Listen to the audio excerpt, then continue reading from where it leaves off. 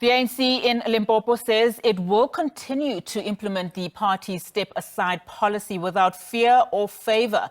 The move follows a meeting between the provincial party structures and the National Working Committee to give feedback on the state of the province. 4 ANC officials were recently ordered to step aside. Well, in fact, let's take you now to the ANC's NEC briefing right in Boksburg. And the subject this afternoon is the subject of coalitions. And I have to my right Comrade David Makhura, the head of political education and a member of the National Executive Committee, also entrusted with steering our work in this area related to coalitions. And Comrade Makhura will then take us through the brief remarks related to the discussions that have taken place at the level of the National Executive Committee meeting. Over to you, Comrade David. Thank you very much, Comrade Mafenge, and good afternoon to members of the media. I need to say that we will share with you what the National Executive Committee is finalizing. We will not give you the details, the exact decisions at the moment. There's still a discussion underway because the National Executive Committee is discussing both the reconfiguration of the alliance issue and the matters pertaining to the coalitions in local government. The actual decisions will be announced by the Secretary General, but I'll give you a flavor of what you are going to be dealing with.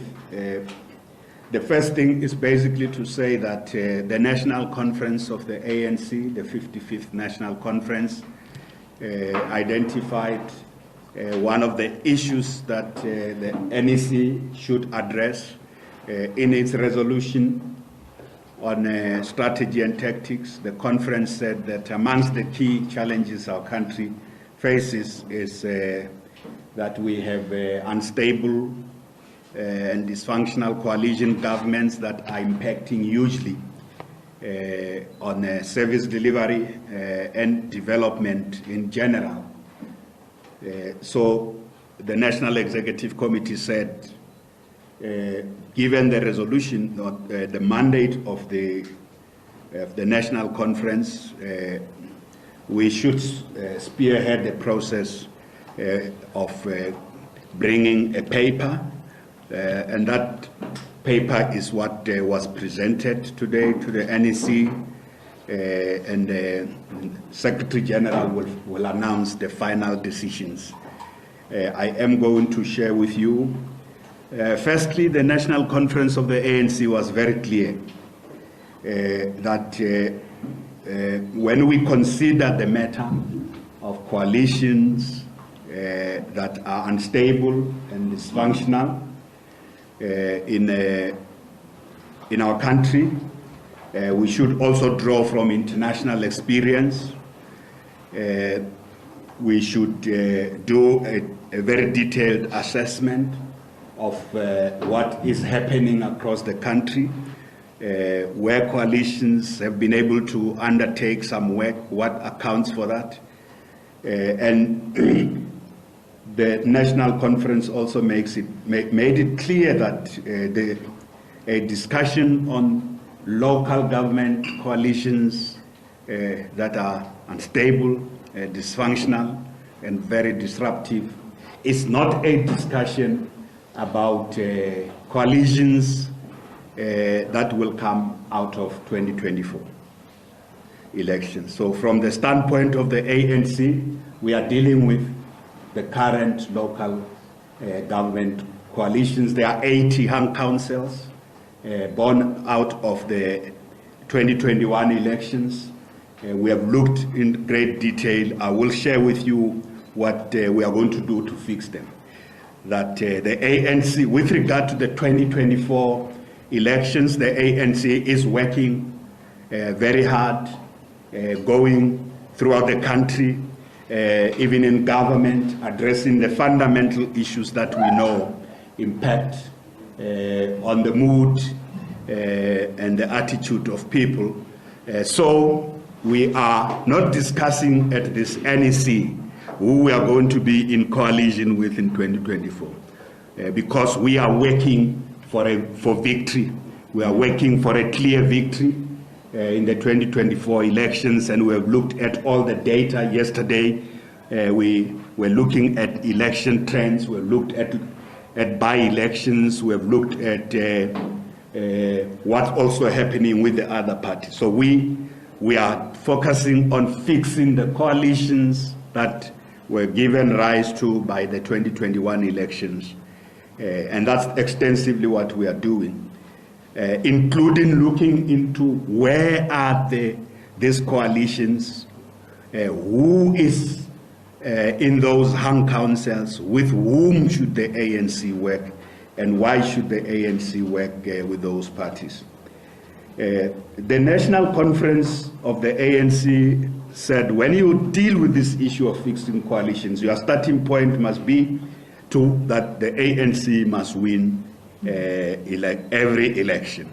So we are not resigned to coalitions. We are not, and precisely because even the assessment we have done and the review of the research and extensive experience, we know that there are countries where coalitions have worked and there are countries where coalitions have not worked, and I'll come back to that. The reason you can't bank on coalitions to fix the deep problems, structural problems of a country emerging from many decades of apartheid and colonialism, actually over 300 years of colonialism. You can't fix those through, you can't invest in coalitions, you can't put all your energy and efforts in coalitions to fix countries that have major structural problems. This is borne by research.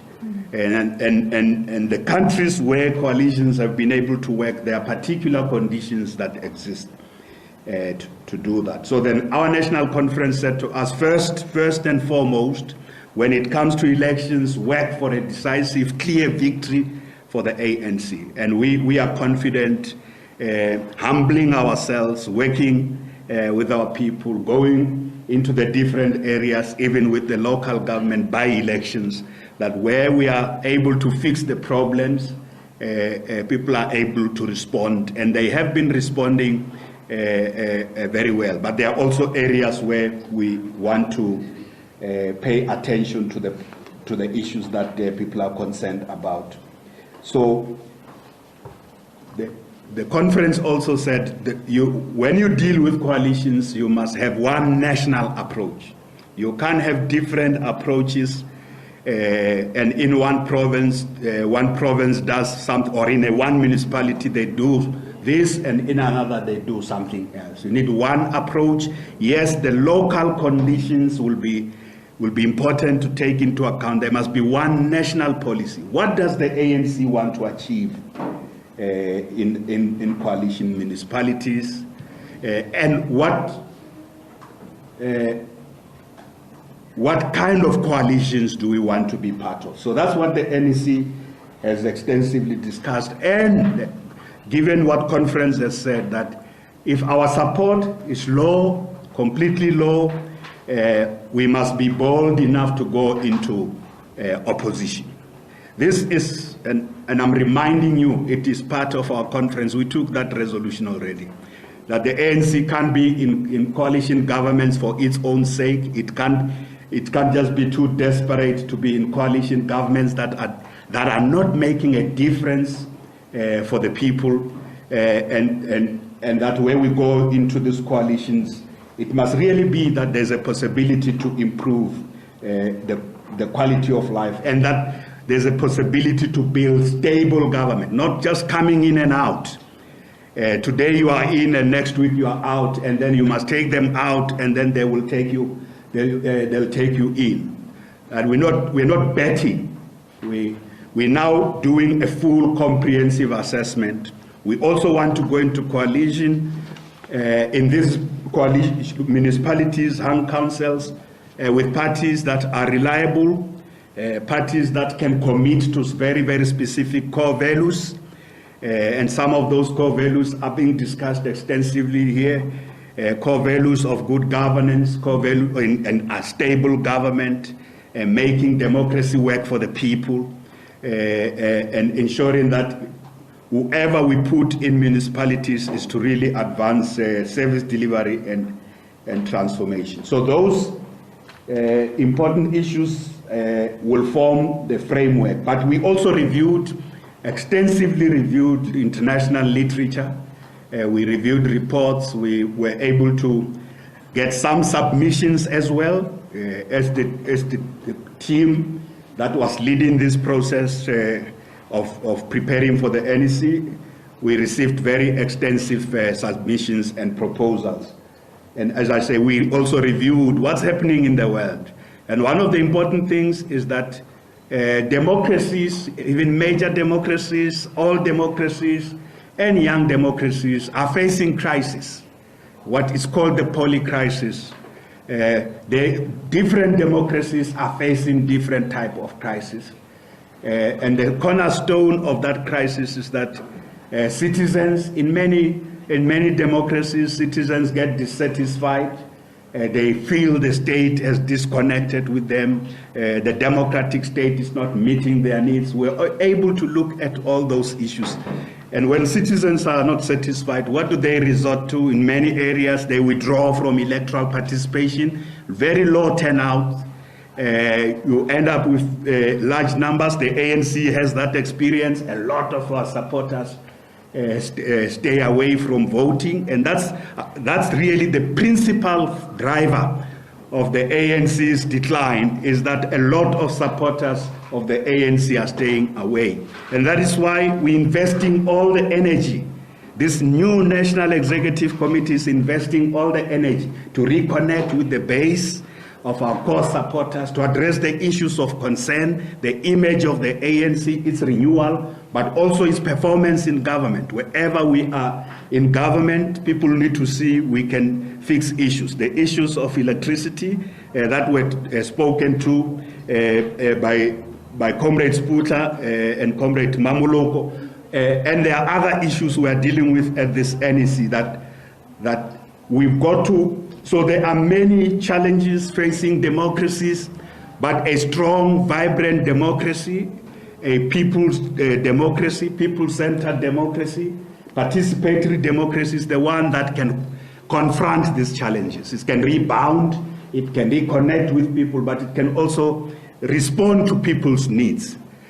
So having looked at all these challenges facing democracy, so one of the challenges facing democracies, including our democracy, is that often people, when they are dissatisfied with existing major parties, they also, so there are lot of new parties formed. There are also parties that get voted for that sometimes are pursuing very narrow ethnic or racial mobilization parties, or populist parties, but we are a democracy. We can't complain. So when our democracy is having challenges, we must live up to that. And as we go into the 30th anniversary, we look at this issue of coalitions as one of the challenges of democracy. Coalitions happen because a lot of people don't trust any single party. Voters don't trust any single party to give it a full mandate. Why do voters don't trust any single party to give it a mandate? It is because when they make an assessment, whether you are the incumbent or in opposition, they come to the conclusion that they will not vote for you. So the ANC is spending time fixing that. We know that we know what the other coalition parties are doing. They too are going through a similar crisis. They have reached a ceiling. Most of the opposition parties will not perform above a certain level. Why? Are they looking at coalitions? For them, the savior is coalitions. For the ANC, the savior is to go back to the people. That's why the ANC looks at it this way.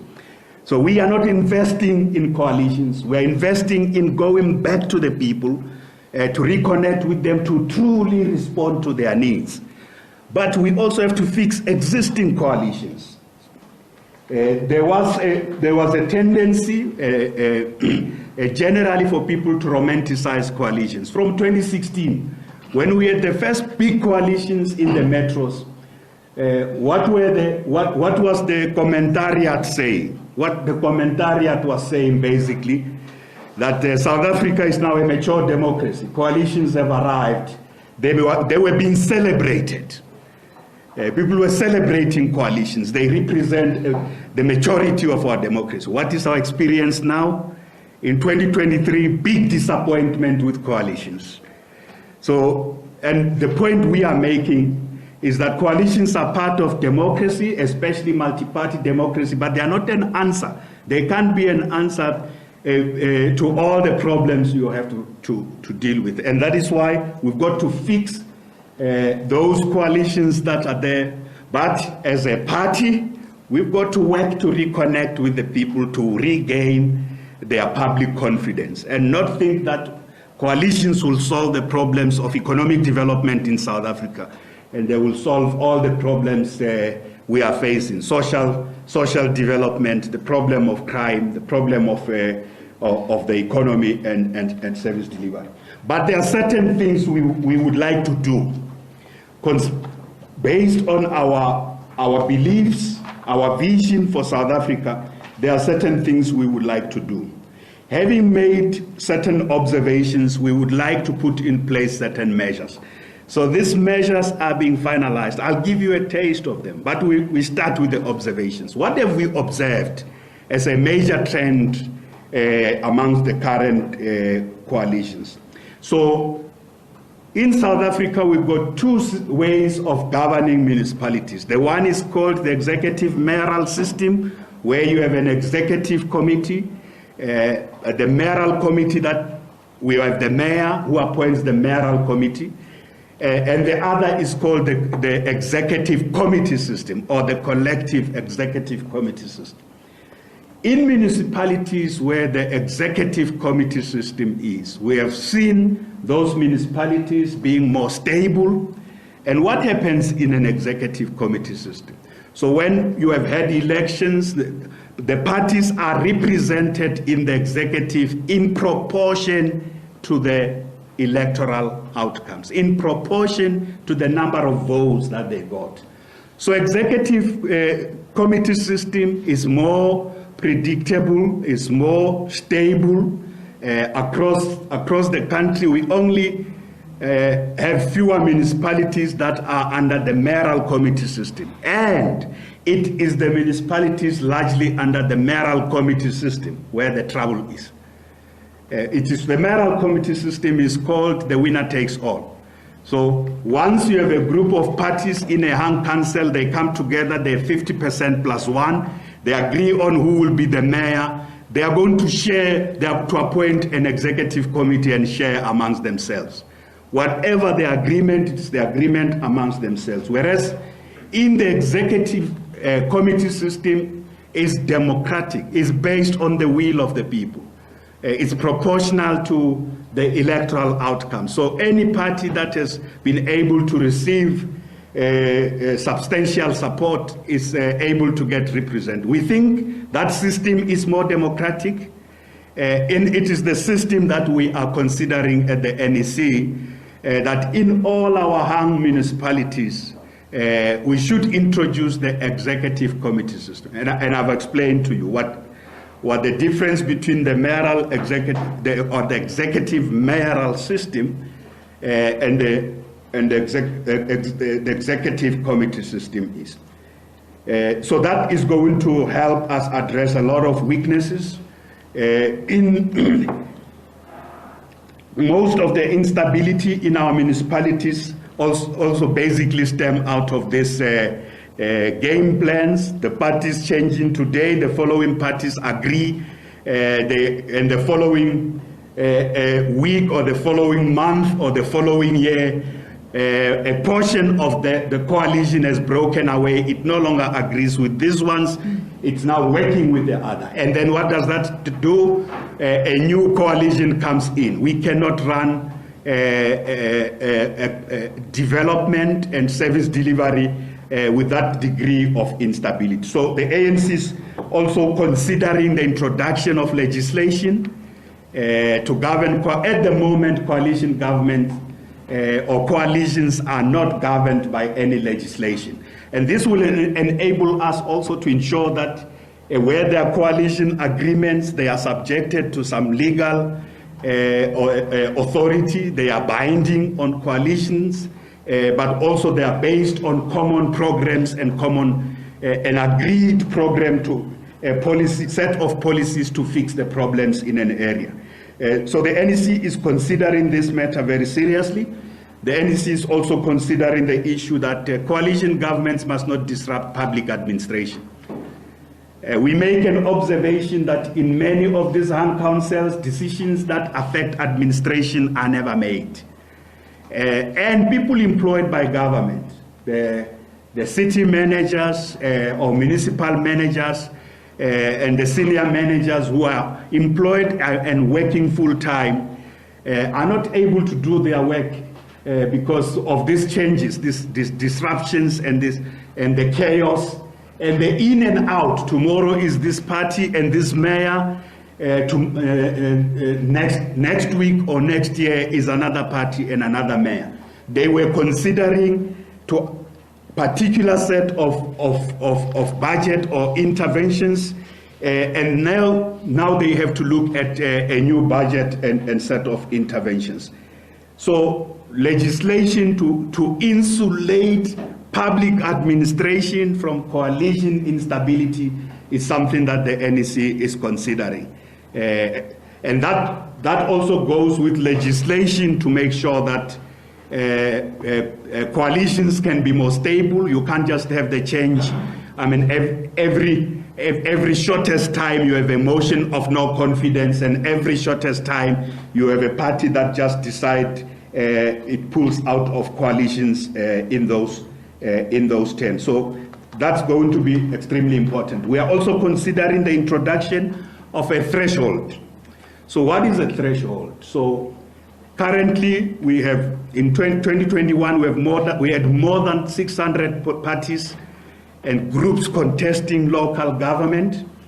There is no threshold about what level of electoral support will qualify you to earn a seat in a council or even earn a seat in the executive. So one of the important areas of the research done by a member of our team was to look at international experience on threshold work, where you have coalitions and you have threshold. They tend to lift the bar, they tend to raise the level of obligation, and parties that have substantial demonstrable electoral support who then get represented, and they have an obligation basically to the citizens and to the electorate. They can't just behave any other how. The NEC is also considering a very important principle that where there are coalition governments, and as we have them now, we must use international experience. And what does that international experience show? The party with the largest votes is the one that has the initiative to set up a coalition government, to invite other parties. But also the party with the largest votes should get a proportional representation with regard to the executive and any other position. We made an observation that the picture in our country at the moment is very mixed. So you have small parties, sometimes even individuals who are carrying the weight that is not proportionate to the electoral support that they got. So it's not democratic in our view, and we also say that international experience bears us that the party with the largest vote must have the first option to be the one, whether it is in the opposition ranks or in the ranks of the governing party or the erstwhile governing party and those it works with. The the electoral outcome must be able to determine who has the initiative and the responsibility to lead the coalition process. At the moment, it is just left out there. So we want to bring in an important democratic principle that you can't just have a coalition government where the party with the largest votes is like the smallest party. And the party with the smallest amount of votes, or even an individual or group of individuals with very limited electoral support, are the ones that are leading government. That is a fundamental principle we are saying. It's not consistent with democracy. It doesn't matter whether it's the ANC, but even if in another municipality we have the party, the ANC is not the party with the largest vote, we have the smallest support. We can't take the initiative to want to lead the opposition. It is undemocratic. We must be able to allow the party with the largest vote to be the one that puts together a coalition.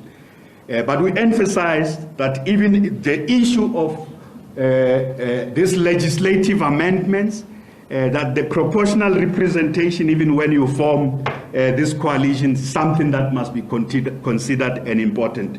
We think it will stabilize coalitions where you have parties that take responsibility, not just individuals, but you have a party that takes, if things don't happen, the citizens must know who is leading that coalition and which party should we really heaping the blame on. Yes, there will be others who are participating there, but there must be a single party that bears the greatest responsibility to get a delivery happening in our municipalities. So in that sense of what are some of the key things, so we are considering a minimum program, what's called a citizens charter. Wherever the ANC will be in coalition, the basis of that coalition must be a citizen charter. What is a citizens charter? What are we going to do in that municipality? What are the main problems facing the people in that municipality? And if the ANC is the leader, those who work with us must be agreed that these are the priorities for us as the coalition government to address those. That's what the Citizens Charter should mean. But the Citizens Charter must also be open. It can't be secret deal making. We want, in the coalitions we want to be part of, and this is proceeding from here. It must be transparent. It must be clear. Why are we working with this party? Any agreement we reach cannot be a behind-the-scenes deal-making. It must be something we go to citizens, we can publish that coalition agreement, we can publish also what we have agreed. There can't be secret things that we agree on. But we must also agree that we can't tamper with the administration. We can agree on putting people in the administration, destabilizing the administration. So that's also an important consideration. Because today you have coalitions that amongst the things they bargain on are things we regard illegal, basically, interfering in the running of the administration. Coalitions discussing tenders, coalitions discussing removing a municipal manager or appointing a particular senior officials. All those processes are governed by law. We want to be part of coalitions that observe rule of law, that respect accountability, but also procedures of how officials are appointed and how officials are removed if they have done wrong things or if they have underperformed. Officials cannot just be removed because there's a new coalition, because that's really what disrupts governance. We have already spoken about proportional allocation of seats, the leadership of the party with the largest votes, insulating public administration from disruption, and introducing the collective executive system in our municipalities. I want to conclude with a very important issue. You might be asking, so who is the ANC going to be working with in all these coalitions? We have done a full assessment, municipality by municipality, where in all the 80 municipalities, we have done an assessment of who is there. We have analyzed every party or every service delivery forum. We have analyzed every group that is represented in municipalities to make the determination, who are we going to work with and why? So the first principle we are considering is that the ANC will not take a decision to say we will never work with party A or party B. So that is going to be only based on our assessment of what is public interest. And in municipalities, we talk of what is in the interest of that local municipality and what we call national interest. Only national interest is going to be informing our consideration of who to work with. The parties must exclude themselves. So we are finalizing very tight set of rules about if you work with us, you cannot do the following. We are finalizing that right now.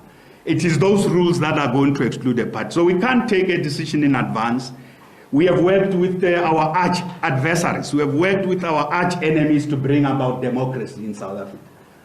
It is the ANC has worked with the Nationalist Party when the country needed to move a step further. So we will not rule out working with any party that can demonstrate that it will be committed to a particular set of principles, but also a particular set of program.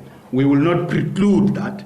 But those, what are those? It's what we are finalizing in great detail right now. And some of those principles, I've already referred to them. They also have to do with the conduct of parties, the commitment of parties to service delivery, stability, good governance, rule of law, but also the ANC stands for the transformation of South Africa. So we will extend a hand to the parties or groups, and there are many groups that are not political parties. In small municipalities across the country, there are many groups, service delivery forums. They are committed to service delivery, genuinely committed. We'll extend a hand to work with them. There are also political parties that would be committed to all this set of issues, including the agenda to improve the well-being of people. We will consider those. But there are also exclusions, what we call the red line. There are also parties that we are looking at, we say, but this party and that party, we have these problems with regard to this party. We call that the red line. When we release the decisions and the document that the NEC will adopt today, which we have just presented, you will see which parties are those that we say constitute the red line. There are certain things about parties that we will say, this party, even though we don't have a principle that says we will never work with any party, but we have red lines, a set of issues that with each party we will have to deal with, and openly and transparently, not behind the scenes. So South Africans will know if we have to enter into a coalition, we will transparently discuss. The following things will make it difficult for us to work with you. And the following things will make it easier for us to work with you. If our country requires that in a municipality A or in municipality B, the ANC must work together with this party, we will not preclude that, but it will have to be in national interest and in public interest. So that's really the long and short of it. We will that today emerge from the NEC with the ANC perspective on coalition governments in our municipalities. That's what we are focusing on at the moment. Thank you. Thank you. Thank you very much, Comrade Makhura. We have a house full. I'm very keen to really keep it going as quickly as possible in order to also allow Comrade David, because the paper that he presented is still under discussion. But I will start from my left. Tsiri, Zianda, And then I'll come to Samkelo at the back, and then we will go just in that order. Sidi? All right, thank you so much. Sidi Madia, Eyewitness News. David, something very interesting about how you don't want discussions to be about tenders and coalitions. Is that the ANC's observation of what's been happening in Gauteng? At the heart of what we've been seeing, is it about contracts and tenders? Is that what the ANC has been seeing? Secondly, why was there such a lack of foresight on the ANC's part? The fact that you are here now means you needed no lessons from 2016. Arriving in this position where you must dissect what is actually best.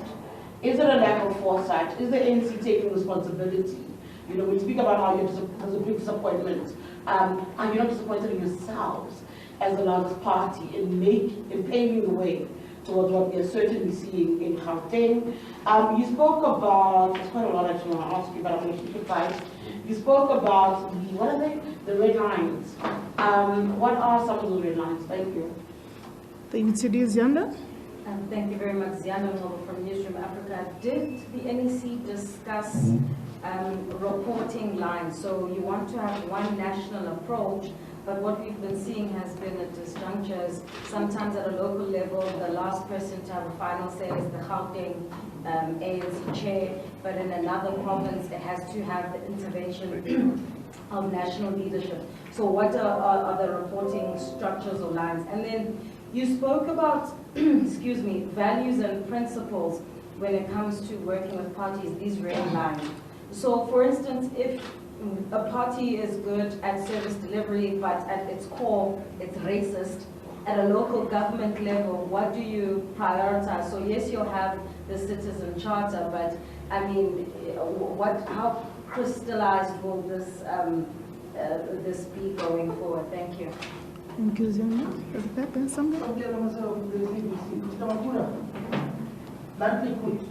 Which is the better devil, the EFF, the IFP, or the Democratic Alliance? The ANC in Gauteng has made it boldly that they are going into a coalition with the economic freedom fighters, with the causal relationship with the and the EFF leadership.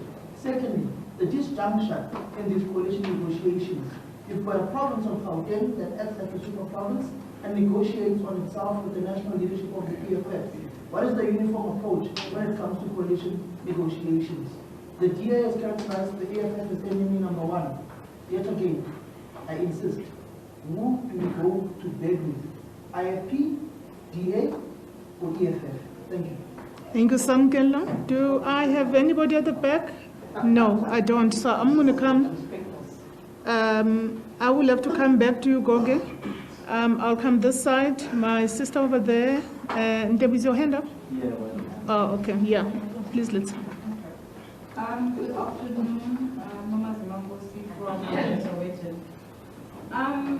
Ms. Makhura, you spoke about the possibility of introducing the executive system in the 8 municipalities.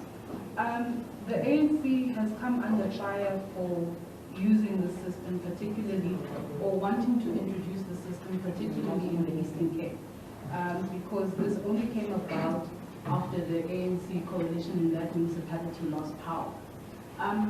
Especially because at provincial levels, aside from the Western Cape, the ANC governs, so it has the authority to override the municipality and initiate such a process. So because you spoke about, you're looking at the current coalitions now. I want to ask, when do you foresee that you will introduce the system? And I'm not exactly sure of the number of the 80, how many the ANC is in charge of, or rather running, or part of, in terms of the HAM coalitions. So I just wanted to find out, when do you foresee introducing this executive system? And I'd also like to maybe know, how was this received by your own members during the discussions today? And then some of the proposals that you made are sort of similar, in line with the 2 members bill that the DA introduced, that will be up for discussion in Parliament.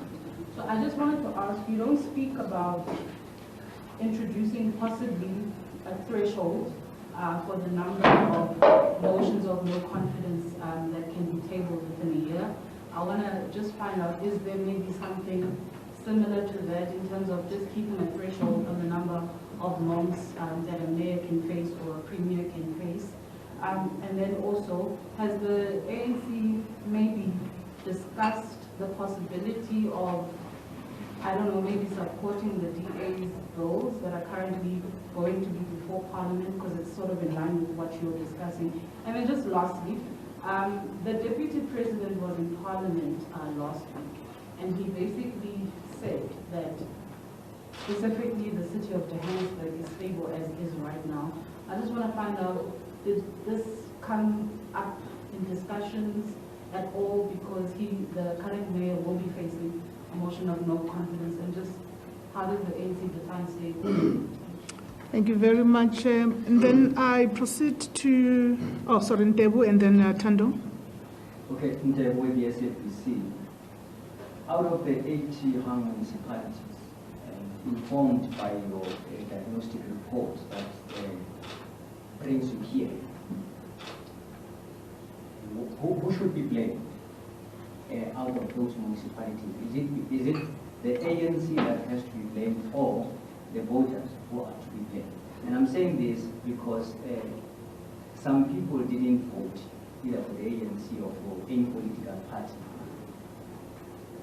based on the fact that the political system, one way or the other, had failed them in a sense that if you look at the provision of services, for instance, it's only those who are better off in society who get those services, but those who are seen as the traditional voters of the ANC are not getting those services. For instance, in the rural areas, in the township, they're not getting those services. And even the political system failed them again in the fact that if you look at the gap between the rich and poor in South Africa, again, it is a result of the current political system that we find ourselves in, where only the better off in society get a better deal, but the poor and the downtrodden are not getting anything. Who to blame? The ANC or the business? Thank you very much, Ntebu. Tando? All right, my name is Tando Mayeko from Business Day. Mr. Makhura, you mentioned that the ANC will only partner with parties that are in line with its principles of good governance, stability, and so on and so forth. What are the trade-offs that the ANC is willing to make should they not find itself in alignment with another party that is going to coalitions? And then there's a growing anxiety that next year the ANC will, for the first time since the dawn of democracy, its electoral support will fall below 50%. That will force the ANC perhaps to partner with leftist parties at a national level, such as the EFF. Of course, these leftist parties push for the nationalization of mines and expropriation of land without compensation. Just your views on that. And then there's also growing concerns from investors that this ANC and EFF coalition that we've seen in parts of Gauteng and also parts of KwaZulu-Natal will go to a national level, and then that will mess with policy stability or certainty. Could you just mention the ANC's views on that, and also the ANC's views on the so-called DA moonshot pact, where the party, the official opposition, is gathering other opposition parties to oust the ANC in national elections next year? Thank you. I don't... Okay. Please go ahead. From News 24. Just to build on Norma's question, in terms of timeline, Mr. Makhura, you said you expect the NEC to adopt the report today. So with the looming motion of no confidence in Joburg, would that then start applying in that scenario? Will we see this, what you presented to date, start applying on Wednesday, or would it still need to be deliberated on a bit further? Thank you very much. I will then proceed. I wanted to see if we can, shall we take, it's quite a number of questions. So let's take a response to the first set of hands, and then we'll have another one. But when we do come back, colleagues, may I request that we try and keep it so that we can address all of the concerns from the various media houses. Over to you, Comrade David. Thank you very much, Comrade Mashenge. CD, with regard to your question about the observation we have made that there are coalitions that are drifting in the dangerous direction of wanting to negotiate or be involved in unlawful things is an observation we have made. It's also been observed. This has been observed by many people who have written and scholars who have written on this question. Let me just say to you, part of our work was to review government reports on the coalitions that have functioned from 2016 right up to now, and those that have been dysfunctional. We have also reviewed SALGA reports. It's the same, these concerns are coming out of that.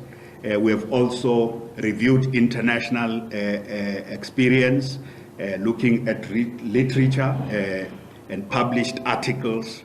This is not just a South African problem, where people think when they engage in a coalition, it gives them the leeway to have access, a party, to have access to the resources, including through illegal means. So that observation we make is it's not based on one specific case. So you are talking about the Gauteng issue. You probably are talking about a particular municipality or a particular set of. You've got the evidence. This is unlawful. I will advise you to go. I'm asking if that's what you saw. No, I'm also advising you. Yeah, if you really have the evidence, because the ANC views this takes a dim view of this. If there's any evidence of coalitions where people are involved in illegal things, it's simply unlawful. What we are saying as the National Executive Committee, that all coalition partners we are working with must know there can't be deal making on issues that are governed by law. There shouldn't be disruption of the administration. The procedures of how to appoint officials must be respected. There shouldn't be interference in tenders, because that's breaking the law of the Republic. And where such exists, the law must take its course, and I take very seriously what you are saying. You know, one of the things with the red line, the question on the red line that we draw is where parties themselves have publicly said when they go into coalition, they are looking into this or that.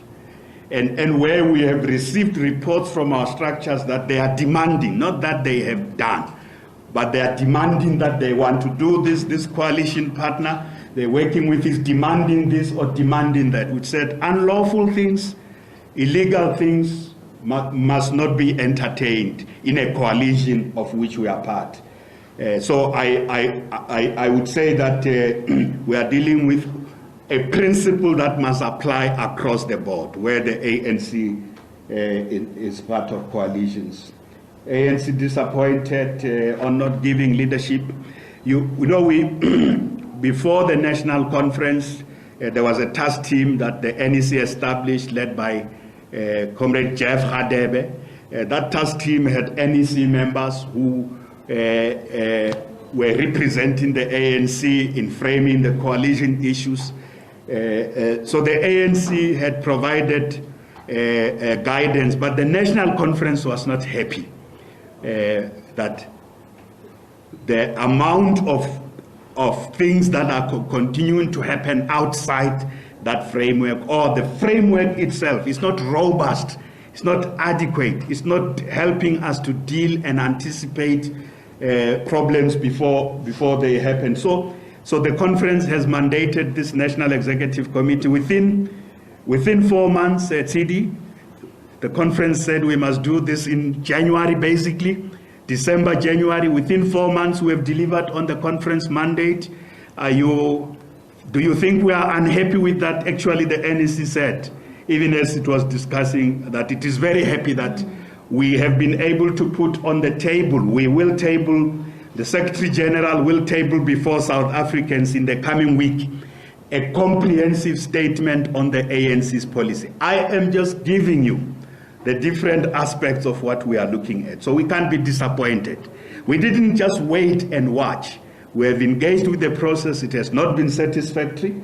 Yes, there are many areas our provinces said to us when we were reviewing. They said there are many areas where they were working with the different parties without even talking to national office. In small municipalities here, the ANC is working with the DA here. In another municipality, the ANC is working with the EFF. You only know about the Gauteng situation. The national picture is that the ANC has been working with the different parties in different parts of the country. But now we will have a national policy. It's not just a framework. It's National Conference said you must have a guiding document which is binding. This is a ANC policy paper on coalitions. It's binding. It will be implemented across the country. The provinces were discussing here, making their own inputs about, in their own conditions, what must be looked at, but there will be one national position of the ANC, informed by this set of core values, this set of exclusions, what a coalition must not do, and the inclusions, what must be the focus of a coalition government. The red line we are drawing as it pertains to different parties has to do with some are ideological issues, others are policy issues, and yet also they are just issues of how a party conduct its own affairs and what the impact of that on a country like ours. I'll give you an example. So if you have a party that does not believe that race is a fundamental issue in South Africa, that black people's exclusion from the mainstream of the economy, or race continues to have a huge impact in the progress of people. If you have a party that does not believe that race is a very important factor, we draw a red line on that party. If you have a party that has no regard for the laws of our country and constitutionalism, and a party that basically believes you can just carry out violence, it has no respect for, as we say, the laws and the constitution of the country, and then it thinks that it should do as it wishes. That would be a red line for the ANC. So we've got a set of red lines that we have identified. Does that mean we can't engage with that party? So what do you call which one is a better devil? We are not dealing here with devils. We are dealing with parties that have ideologies, that have policies, but that also conduct themselves this way or that way.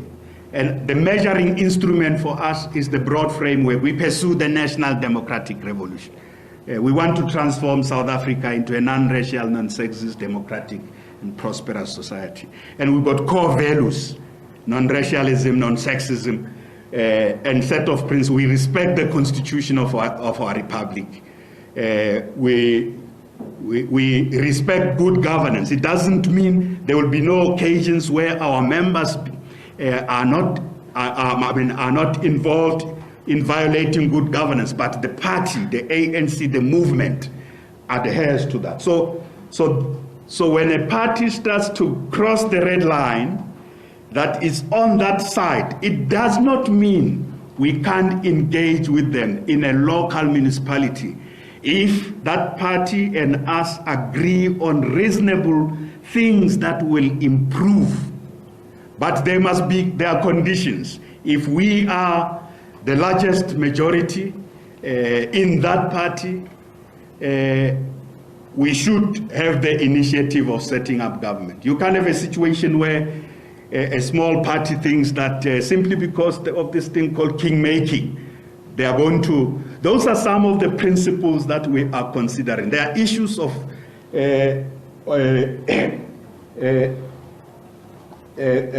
conduct also in councils and assemblies. If you work with us, you can't be disrupting council meetings.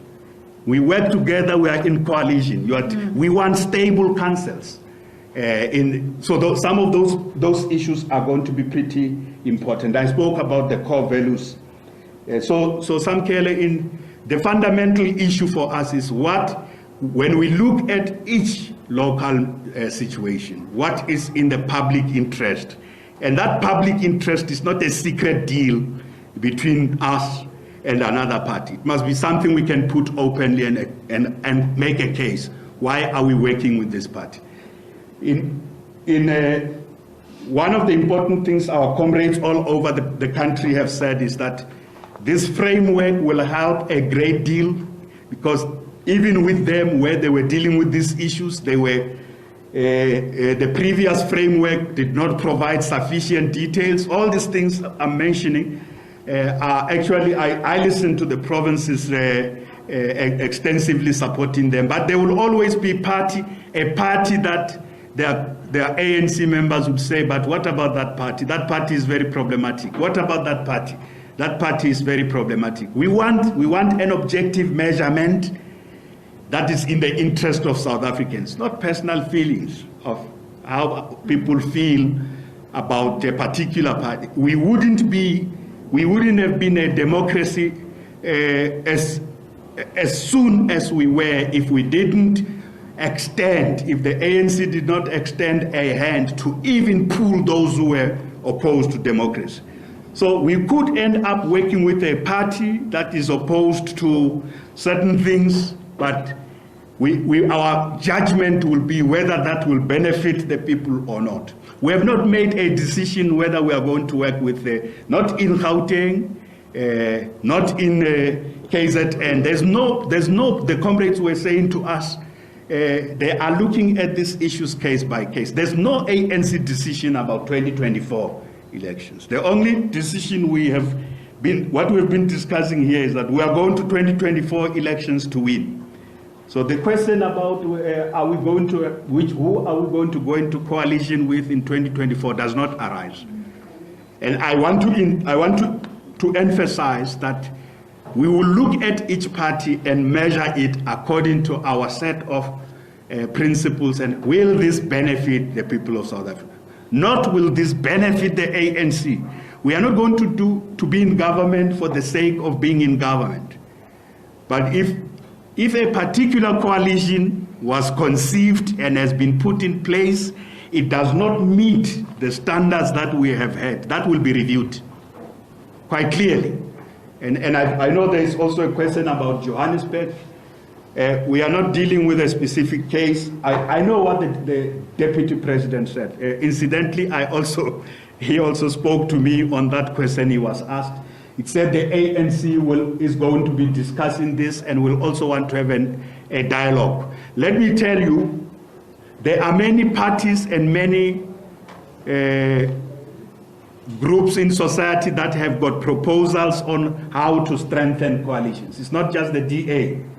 So this question about what the DA thinks, so the National Executive Committee is actually directing that the president should convene a dialogue with the different players, not only the parties.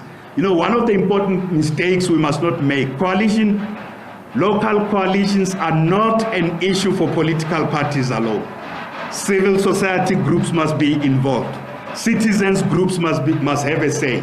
Academics who have been involved very much in these coalitions must also have a say. So one of the decisions of this NEC being considered is that there will be a dialogue on on how to manage coalitions in the interest of the people, how to make the reforms, how to reform all these coalitions so that they can really give us results. Otherwise, there's no value in having coalitions that are dysfunctional and that are just taking our cities down and down.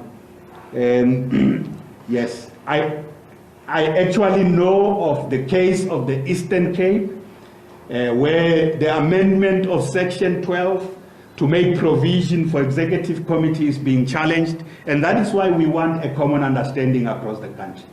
You know, there are areas where there are the executive committee system in the Western Cape, where the DA governs. It's not only mayoral committee system there.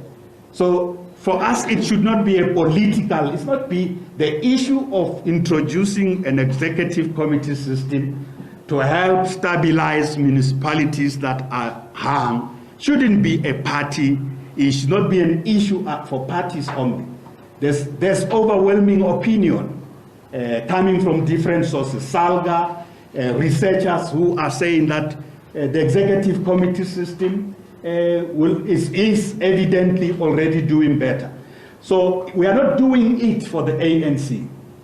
Even where we are in coalitions now, like in Johannesburg and in Ekurhuleni, we want the introduction of the executive committee system. If it was just about the ANC's interest, we will only be doing it where it will favor us. That's not the case. So I definitely want to dismiss that notion that it is just about where the ANC is not in government. We would like this to be considered. This dialogue and the legislative reforms should be considered with immediate effect. People across our country in hung councils are suffering. And it is also something that we hope Parliament will consider, and that the different parties will also support the reforms. These reforms are good. There may be differences amongst parties about which one. I don't want to talk about the DA proposals. The ANC has its own proposals. So are the many parties. But it is good that all the parties are thinking about it. Ntewu was talking about how many hung councils may be a result of the blame. You cannot blame citizens, Ntewu. If citizens stay away from participating, the responsibility of parties is to go to citizens and persuade them that it is good. I also think that it is important for citizens to participate in a democracy, to make their choices known. To stay away is not good. The ANC is doing that. The large sections of the core voters of the ANC who have stayed away, we know where, in which provinces, in which wards have they stayed away, and we know why they have stayed away. That's why we are working extremely hard to regain their confidence, and that's what our intention is, to regain the confidence of those. You can't blame voters.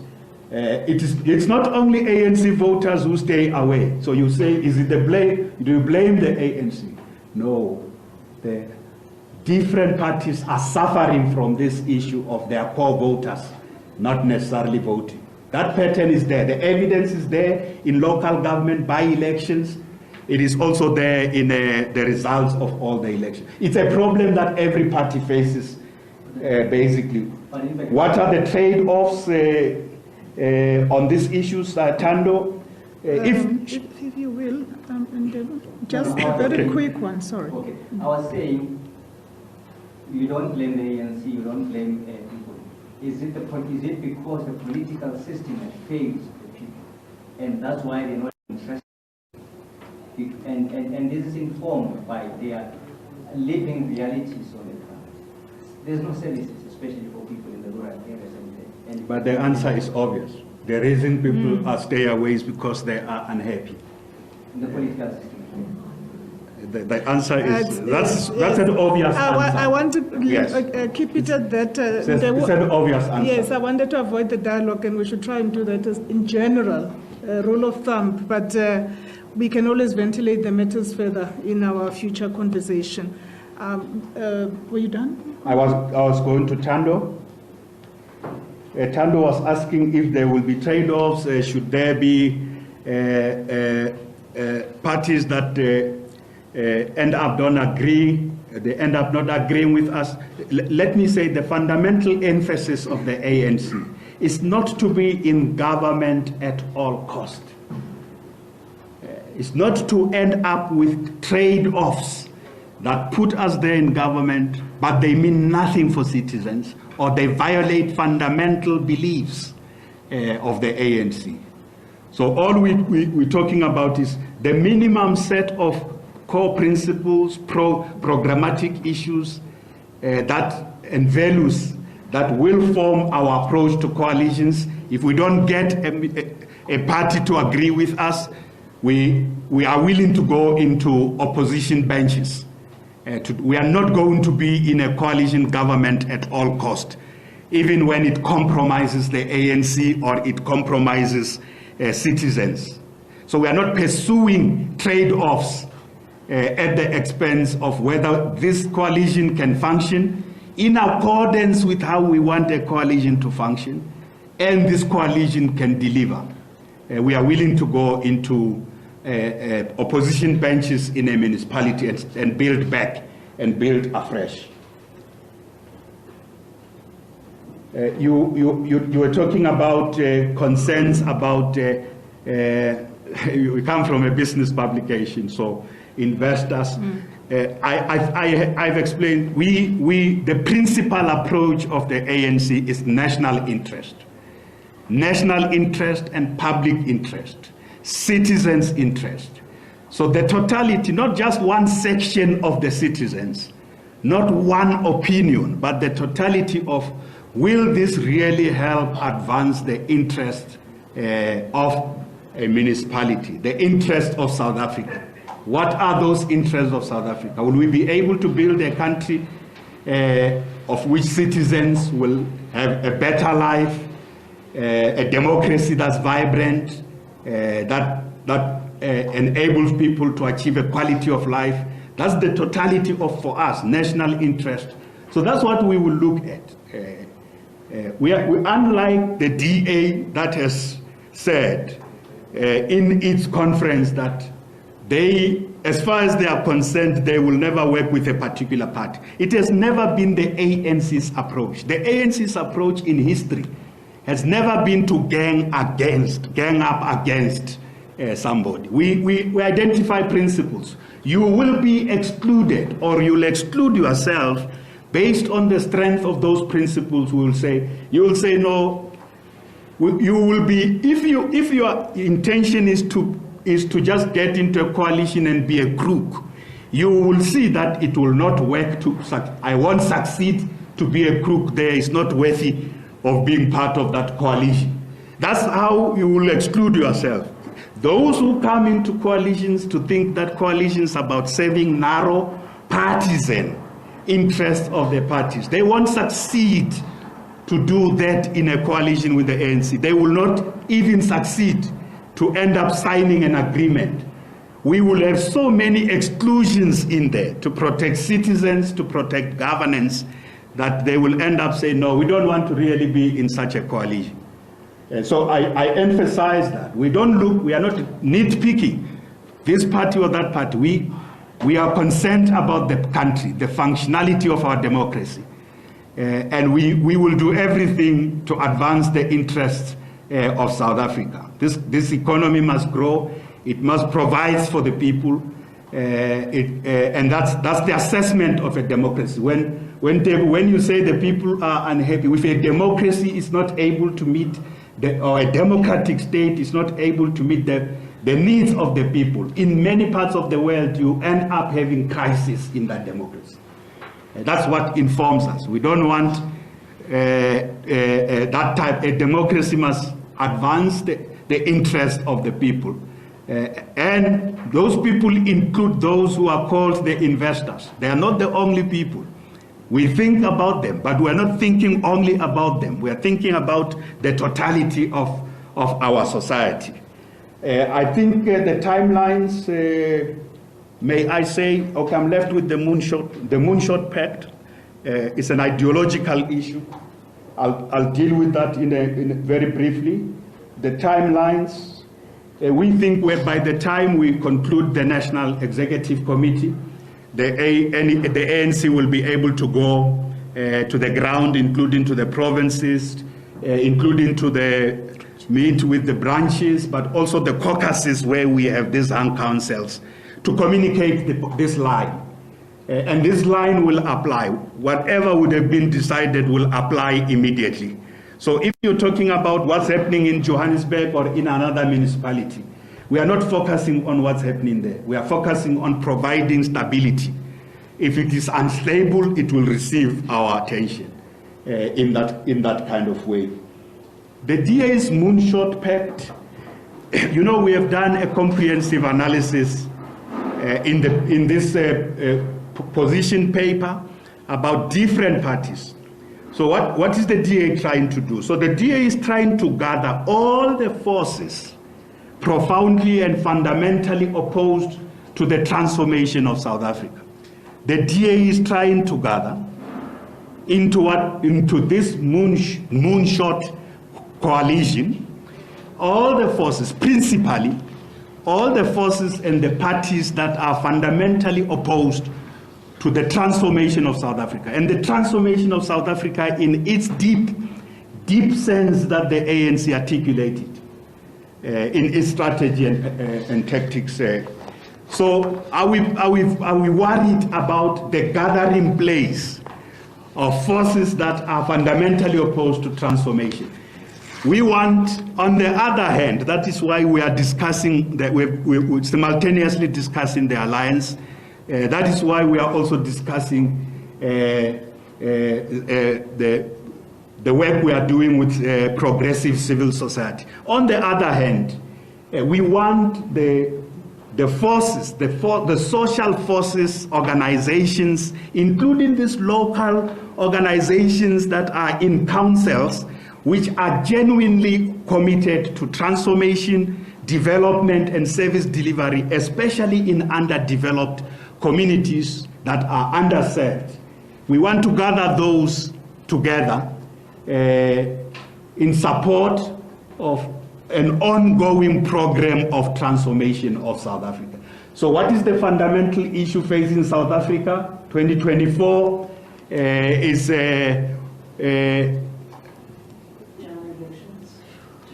the fundamental issue is whether South Africa will, 30 years into a democracy, South Africa will be able to reset and renew these important democratic gains that were made in 1994. And in our view, the ANC is going to continue to be at the center of that. Not just the ANC. The core democratic forces that have brought about democracy are going to be at the anyone who think you can successfully exclude the ANC from building a vibrant and dynamic South Africa where the economy grows and employs more people and where people enjoy a quality of life. Anyone dreaming that you can succeed to exclude the ANC from that, we wish them good luck. That's the Moonshot Pact. We don't work to exclude. We work to bring people together, including those who may be fundamentally opposed to us or those who want to bring us down. We don't exclude. We want to bring them together, but we're bringing them together in order to provide leadership in a sustainable way for our country. I hope I am released.